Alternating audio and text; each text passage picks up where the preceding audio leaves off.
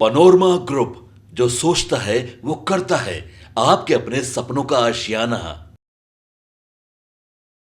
नमस्कार, भारत लाइव देख रहे हैं आप। देखिए, अशोक चौधरी के बयान से यहां मैं शुरू कर रही हूँ। अशोक चौधरी ने जिस तरीके का बयान भूमियारों पे दिया, भूमियार जाति पे उन्होंने स्पेसिफिक टारगेट पर ये बयान दिया। उसके बाद जदयू में आप देखिए तो दो टूट हो गई है। मैं यहाँ नाम नहीं ले रही हूँ, लेकिन जदयू के तमाम नेता अशोक चौधरी के इस बयान पर काफी गुस्से में दिख रहे हैं। उसके बाद आप देखिए कि जदयू के प्रवक्ता हो गए हैं, ये तमाम लोग अशोक चौधरी के बयान पर नाराजगी जाहिर कर रहे हैं। जदयू में भी गुस्सा देखने को मिल रहा है, वहीं अशोक चौधरी भी इसको लेकर कहीं ना कहीं गुस्से में है। ये क्या साबित करता है कि जदयू के अंदर सब ठीक नहीं चल रहा है। देखिए, आज श्याम रजक की भी ज्वाइनिंग होने वाली है, लेकिन ये भी सवाल खड़े करता है कि क्या जदयू में सब ठीक चल रहा है। तमाम मुद्दों पर बाबा से बात करेंगे। जदयू के भीतर के घमासान में टारगेट पर अशोक चौधरी या खेल कोई और है, क्या चल रहा है बाबा जदयू में? देखिए, जदयू में कोई नया नहीं चल रहा है खुशी। आप जदयू के जन्म से ही, जैसे हमारे यहाँ एक बड़ी पुरानी कहावत है कि आवते बहुरिया आज जमते लइकवा, जो लैया लगाइएगा वही लगेगा। यानी कि बहू घर में जैसे ही आए, उसको जो संस्कार सिखाइएगा वही संस्कार वो अपने जीवन में पालन करती है। और बच्चा जन्म लेता है, जिस तरह से संस्कार ही उसको बनाइएगा, जिस तरह का संस्कार उसको दीजिएगा, वो अपने जीवन में उसी को ढालता और उतारता है। जनता दल यूनाइटेड का भी यही रहा है कि जनता दल यूनाइटेड कभी भी स्थिर रहा नहीं है। जनता दल यूनाइटेड हमेशा हिलता डुलता रहा है और इसमें कई फाड़ होते रहे हैं। आज भी जनता दल यूनाइटेड से कई पार्टियां निकल कर नई नई बनी है।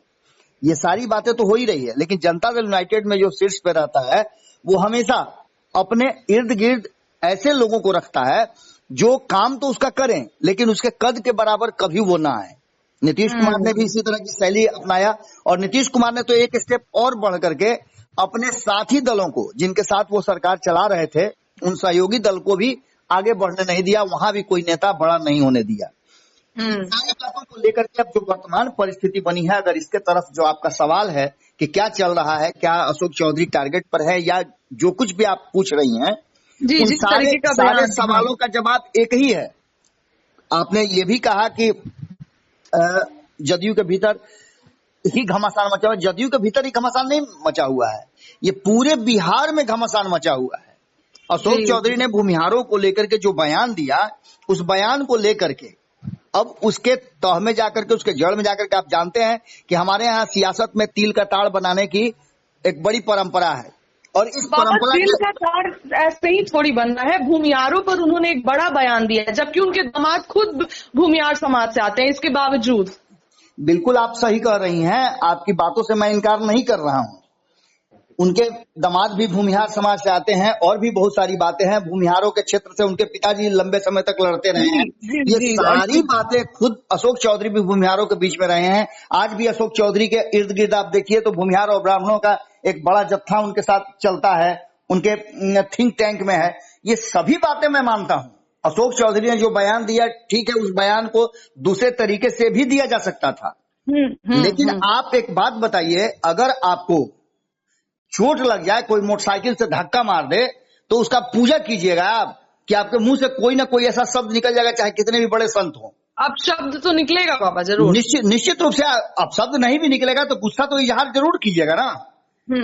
अब स्थिति यह है कि ठीक है, अशोक चौधरी स्वयं नहीं है, अशोक चौधरी इतने बड़े नहीं है, लेकिन संगठन के रूप में देखा जाए, सांगठनिक नेता के रूप में देखा जाए, तो अशोक चौधरी को बहुत कुछ मिला है। अगर कोई ये कह रहा है कि अशोक चौधरी को औकात से ज्यादा मिल गया है, तो उस व्यक्ति को यह भी सोचना चाहिए कि अशोक चौधरी जिस कुर्सी से, जिस पद से आए हैं, जहां से वो आए हैं, वो काफी ऊंचा पद था। बिहार में वो कांग्रेस जैसी बड़ी पार्टी, सबसे पुरानी पार्टी के अध्यक्ष हुआ करते थे, और वो भी एक लंबे समय तक। अपने अध्यक्षीय काल में उन्होंने बहुत सारी ऐसी बातें की है जिसको आज भी मिसाल के रूप में लिया जाता है। खैर, इन सारी बातों की मैं चर्चा नहीं कर रहा हूं। मैं चर्चा कर रहा हूं कि अशोक चौधरी के साथ जो कुछ भी हो रहा है, या अशोक चौधरी के बयान के बाद जो माहौल गर्मा गया है, वो आखिर कह क्या रहा है। क्या वो जदयू के भीतर का घमासान है जो सतह पे आ गया है? इससे पहले भी जदयू में घमासान आपने देखा होगा, और एक व्यक्ति जिसको लेकर के ये सारी बातें चल रही है, वो साफ साफ नजर आ रहा है। जिस तरह से आपको ने देखा होगा कि अशोक चौधरी पर एक ये भी लग रहा है कि कटिहार के वो प्रभारी थे। कल ही मैं बयान सुन रहा था कई नेताओं के, कटिहार के वो प्रभारी थे, कटिहार हार गए हैं। तो क्या बिहार में 16 सीटों पे आप चुनाव लड़े, तो 16 सीट पर सभी पर जितनी पर हार हुई है, करीब 4 सीटों पे, या एनडीए गठबंधन जो 10 सीटों पे हारा है, उन सब में अशोक चौधरी की भूमिका रही है कि कहीं ना कहीं कोई ना कोई, आज अशोक चौधरी अगर भूमिहारों पे बयान नहीं दिए रहते तो ये याद तो किसी को नहीं पड़ता। इससे पहले तो किसी ने नहीं कहा। समीक्षा के बाद 2.5 महीने 3 महीने होने जा रहे हैं, किसी ने कहा क्या कि अशोक चौधरी कटिहार के प्रभारी थे, कैसे हार गए? ये बात तब सामने आ रही है जब अशोक चौधरी ने समीक्षा करके ये बताया कि अगर भूमिहारों ने जहानाबाद में वोट दे दिया होता एनडीए गठबंधन को तो हम चुनाव नहीं हारते। और ये समीक्षा का विषय था। इस विषय पर हो सकता है कि शब्दों के चयन में अशोक चौधरी गलती कर बैठे हो या उनके सब चयन लोगों के मुफीद नहीं हो, लेकिन इतने कैलकुलेटेड वो नेता है, शब्दों का चयन तो वो बिल्कुल सोच समझ के करते हैं। हो सकता है कि ये बयान वो अपने मन से ही दिए हों। आप बिल्कुल सही बात कह रही हैं। मैंने तो आपको शुरू में उदाहरण दिया कि यदि आपको धक्का लग जाए, कोई आपको धक्का मार दे तो उसके साथ आप तुरंत रिएक्ट कीजिए, क्या कीजिएगा? प्रणाम भाई, बहुत बढ़िया किया आपने, हमको धक्का मार दिया। नहीं, आपका गुस्सा इजहार होगा। एक राजनीतिक परिवार से आते हैं और राजनीतिक रूप से काफी संगठनिक व्यक्ति माने जाते हैं अशोक चौधरी, और यही कारण है कि उनको उनके गुण के आधार पर ही नीतीश कुमार ने अपने, कहा जाए तो करीबियों में से, अपने नवरत्नों में से एक माना है। आज भी उनके यहाँ आप देखते हैं कि मुख्यमंत्री कभी भी कोई मंत्रणा करनी हो, कोई बात करनी हो, कोई इंटरनल बात करनी हो तो अशोक चौधरी के पास चले जाते हैं, अशोक चौधरी को बुला लेते हैं। ऐसे कई लोग हैं। ललन सिंह भी इसी कैटेगरी में आया करते थे। आप विजय चौधरी की बात कर ले, उसी कैटेगरी में आते हैं। और भी कई नेता, संजय झा की बात कर लीजिए, वो उसी कैटेगरी में आते थे। ये सभी नेता नीतीश कुमार के करीबियों में से गिने जाते हैं। अब ऐसी स्थिति में जहानाबाद की घटना को लेकर के और उस समीक्षा को लेकर के अशोक चौधरी ने, ठीक है, भूमिहारों पर जो बातें कही है, भूमिहारों के साथ एक और बात है कि भूमिहार समाज इधर हाल फिलहाल में, आप समझिए ना, अनंत सिंह आ करके और अशोक चौधरी के घर पर बैठते हैं। किसी भूमिहार के यहाँ क्यों नहीं गए? कहीं ना कहीं अनंत सिंह को ऐसा लगा होगा कि अशोक चौधरी हमारे समाज या हमारे साथ बेहतर कर रहे हैं। उनकी पत्नी जदयू के संपर्क में आई, कैसे आई, कौन लाया, ये भी एक सवाल उठता है। इसके पहले आप याद कीजिए कि 2020 के चुनाव में अशोक चौधरी कार्यकारी अध्यक्ष हुआ करते थे जदयू के, जिनके देखरेख में चुनाव हुआ था।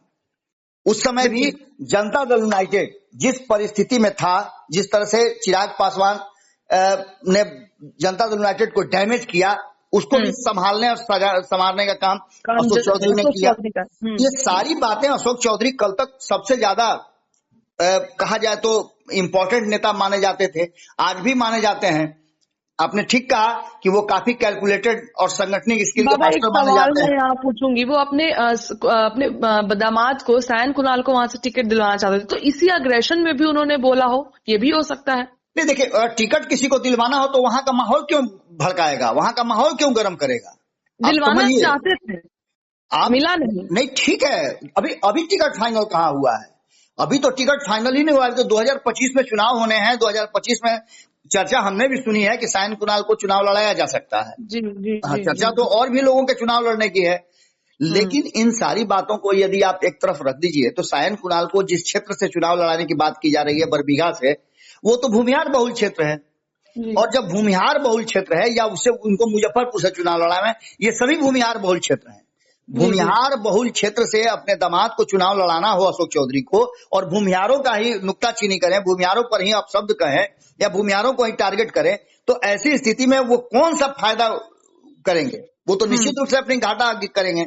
बातें देखिए, बातें ये नहीं है, बातें कुछ और है।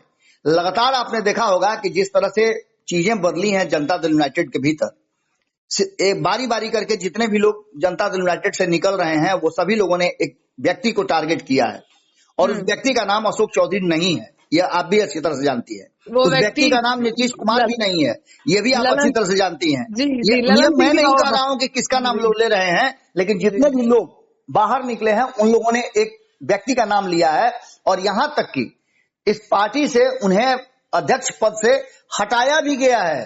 वो भले जी। कह दें कि हमने स्वेच्छा से इस्तीफा दिया है, लेकिन हटाया गया है। आज जिस तरह की इस बात की चर्चा बाबा हम पहले से ही करते आ रहे हैं कि बिहार से उनको हटाया गया है।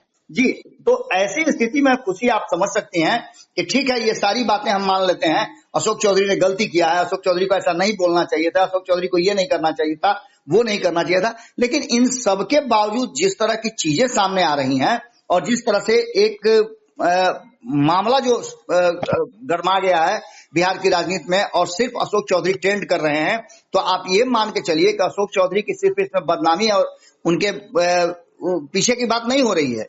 ये अशोक चौधरी के कद को भी बताता है कि अशोक चौधरी का कद कितना बड़ा है, जिनको टारगेट करने के लिए पूरे बिहार का भूमिहार समाज लग गया है।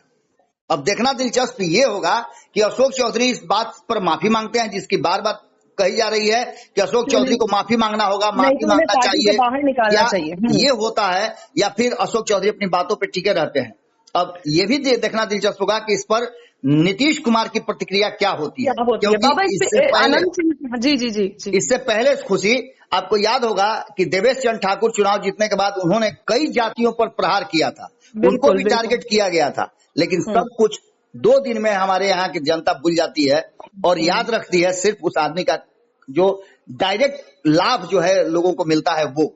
अब अशोक चौधरी उसी जगह पर आकर के खड़े हैं, उसी मोड़ पे खड़ा है जहां से वो आगे की राजनीति में कौन सा एक्शन लेते हैं या किस तरह का एक्ट करते हैं। बाबा, इस पे आनंद सिंह का एक बयान आया था कि बोलने दीजिए, जात पात से क्या होता है, सभी जातियों का एक साथ होना जरूरी है चुनाव में। तो क्या आनंद सिंह भी अब अशोक चौधरी से नाराजगी तो जाहिर कर ही रहे हैं? देखिए, आनंद सिंह ने जो बात कही है वो खास किसी व्यक्ति, किसी जाति, ये जहानाबाद को लेकर कहीं क्यों कहा है? अशोक चौधरी पूरे बिहार में बता सकते थे, लेकिन जहानाबाद में हार को लेकर के उन्होंने ये बातें कही है, क्योंकि जहानाबाद में लगातार भूमिहार समाज के कई नेता वहां काम कर रहे थे और भूमिहार समाज के कई नेताओं को वहां से जहानाबाद से जदयू ज्वाइन कराने की भी बात चल रही है। तो ऐसी स्थिति में आप समझ सकते हैं कि जब लड़ाई सीधे सीधे राष्ट्रीय जनता दल से और जदयू से हो, तो वहां अगर जदयू हार जाती है तो निश्चित रूप से एक बात तो सामने नजर आता है कि कहीं ना कहीं जनता दल यूनाइटेड को उस जाति का समर्थन नहीं मिला। अगर ऐसा ही होता, जाति पाति नहीं करना होता, तो नीतीश कुमार जातीय जनगणना क्यों कराते? बिल्कुल, ये भी तो एक बड़ी बात है। जब जातियों की संख्या हो गई है, सब कुछ सामने आ गया है, तो ऐसी स्थिति में अशोक चौधरी के बयान को, ठीक है, अशोक चौधरी ने जो कहा वो बात मान लेते हैं, लेकिन अशोक चौधरी के बयान को लेकर के जिस तरह का माहौल गरमाया हुआ है, अगर इस तरह का माहौल गरमाया होता कि बिहार में रोजगार नहीं है, बिहार में पलायन हो रहा है, ये सब बातें अगर हुई रहती तो निश्चित रूप से कहीं ना कहीं ये सब चीजों पर ध्यान देने की जरूरत थी, इस पर ज्यादा हंगामा की जरूरत थी। रोजगार कैसे होगा, नौकरी कैसा होगा, शिक्षा का स्तर कैसे सुधरेगा, अपराध पर कैसे कंट्रोल किया जाएगा। लेकिन इन सारी बातों से मुद्दा को डाइल्यूट करने के लिए, हटाने के लिए, आपका ध्यान भटकाने के लिए इस तरह के मुद्दे गरमाए जाते हैं।